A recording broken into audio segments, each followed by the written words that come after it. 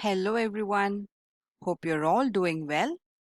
I'm F. Merlin Rodrigues and I welcome you to the part 3 of Zlateh the Goat chapter. Now let's take a look at the summary of what we learned in part 1 and part 2. We saw that the family decides to sell their pet goat Zlateh as they want to get some money to celebrate their Hanukkah festival. The eldest son, Aaron, is entrusted with the duty of taking the goat to the butcher flavor. So they are starting their journey. Zlateh seems to be very obedient and good natured. They're starting and continuing their journey. But suddenly the weather changes, heavy snow falls, which is called as blizzards.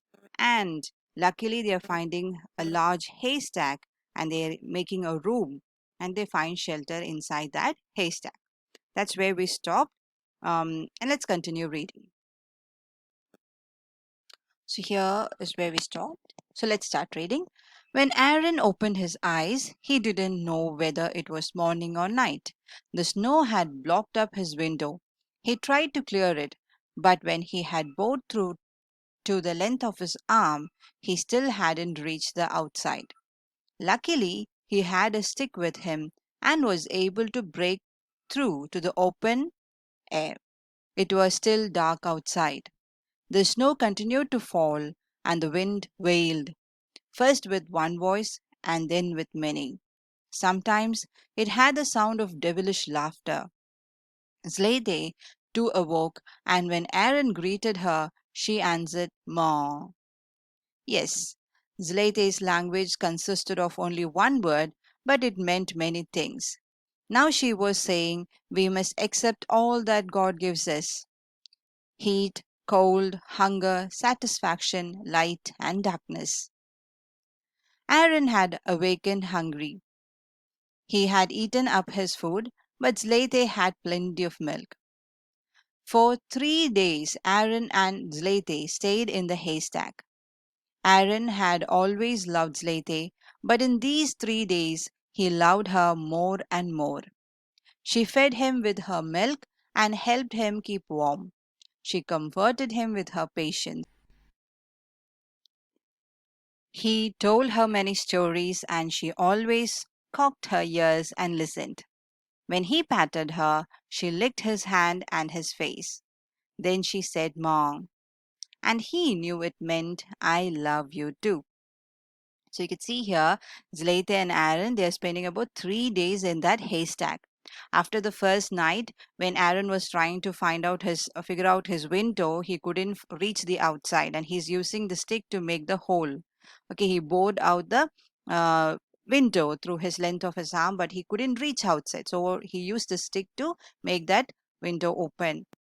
And he also explains how the snow continued to fall and the wind was making the devilish laughter, etc.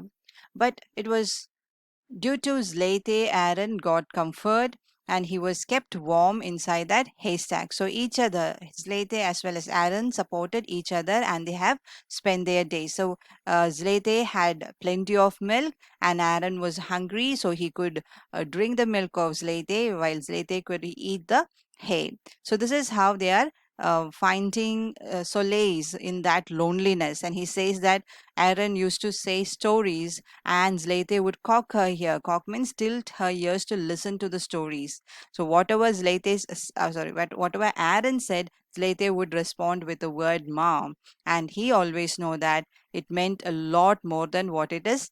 Just a word, single sound. It is sometimes "I love you." It is sometimes he could understand what is the situation, giving advice like here. It could be cold, heat, or hunger, but we have to accept what God gives. So Aaron is able to understand more than what that particular sound meant. Okay, so there is a bond between Aaron and Zlateh. Okay, let's continue reading. The snow fell for 3 days, though after the first day it was not as thick and the wind quieted down. Sometimes Aaron felt that there could never have been a summer, that the snow had always fallen ever since he could remember. He, Aaron, never had a father or mother or sister. He was a snow child born of the snow, and so was Zlateh. It was so quiet in the hay that his ears rang in the stillness. Aaron and Zlateh slept all night and a good part of the day. As for Aaron's dream, they were all about warm weather. He dreamed of green fields, trees covered with blossoms, clear brooks, and singing birds. By the third night, the snow had stopped, but Aaron did not dare to find his way home in the darkness. The sky became clear and the moon shone, casting silvery net on the snow. Aaron dug his way out and looked at the world. It was all white, quiet, dreaming dreams of heavenly splendor. The stars were large and close. The moon swam in the sky as in a sea. So we can see that on the third day, anyway, after the first day itself, the snow started reducing, the fall of snow started reducing, and by the third day, it was all good. And you could say that he says that in that snow covered area, he feels like he was like a snow child, because it felt like there was no summer in that place. So much of snow has piled up. So he says he's a snow child. He doesn't have father, mother, or sister. Like he feels like that. And even Zlateh is a snow goat. Okay. So anyway, he's continuing to stay there for 3 days.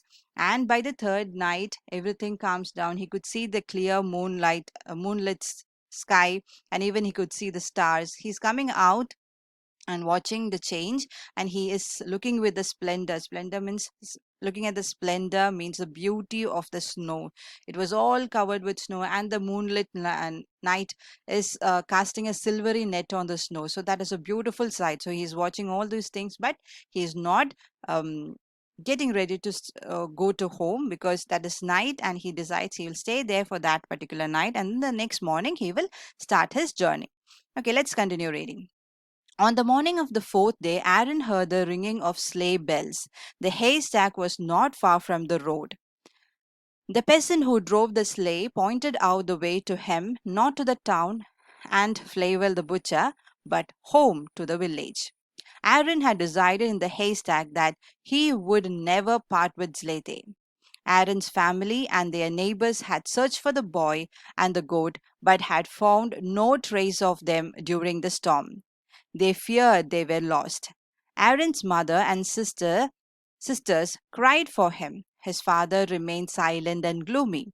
Suddenly, one of the neighbors came running to their house with the news that Aaron and Zlateh were coming up the road. There was great joy in the family. Aaron told them now he had found the stack of hay how he had found the sack of hay, and how Zlateh had fed him with her milk. Aaron's sisters kissed and hugged Zlateh and gave her a special treat of chopped carrots and potato peels, which Zlateh gobbled up hungrily. Nobody ever again thought of selling Zlateh. And now that the cold weather had finally set in, the villagers needed the service of Reuben the farmer once more. When Hanukkah came, Aaron's mother was able to fry pancakes every evening, and Zlateh got her portion too.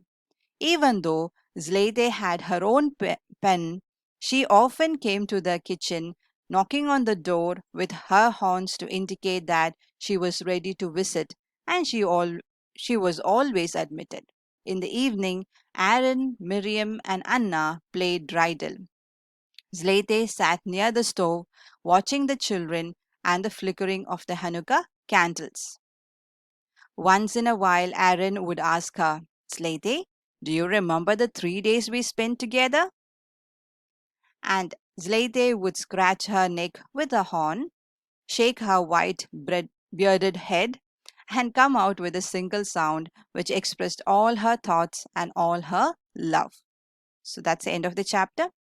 Here we have certain words that we need to know.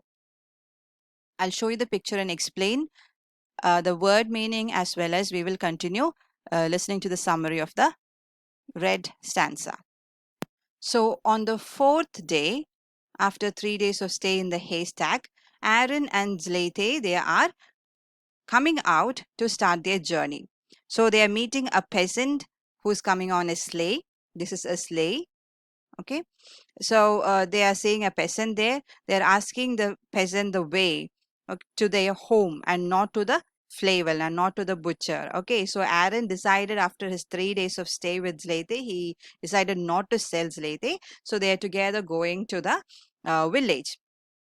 In village, what happened is that when the snow started falling down for 3 days, if they don't see their son, what would the parents do? So they were very worried. Father, mother, and even sisters were crying. Father was very gloomy because it was his decision to send Aaron to sell the goat, right? So he was gloomy. Mother was crying. So there was a great tension in the family. So they thought for after 3 days they didn't come. So they were very sad and they were mourning for their no their decision. But there comes a happy news. A boy in the village sees this Aaron and Zlateh coming, so he comes to inform the happy news. So they are happy now. They are all joined together.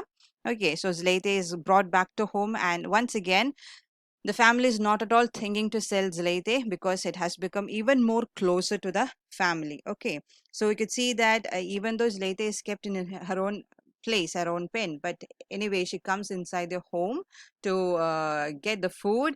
And the first day when they came, they gave a good treat to Zlateh by giving carrot and potato peels. So anyway, Zlateh gobbled up. Gobble means eating hungrily. So he gobbled up whatever it got, and they enjoyed their Hanukkah season because snow fell and the furrows uh, service is needed.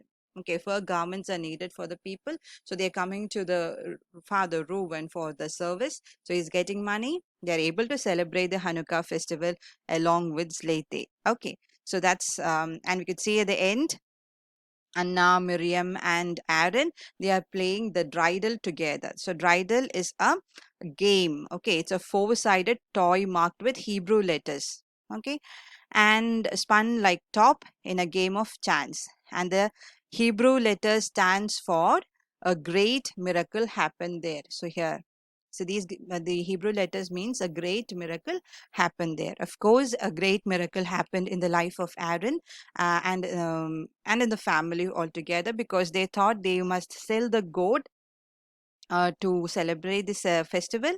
But without that, without selling the goat, they were able to celebrate their Hanukkah festival happily.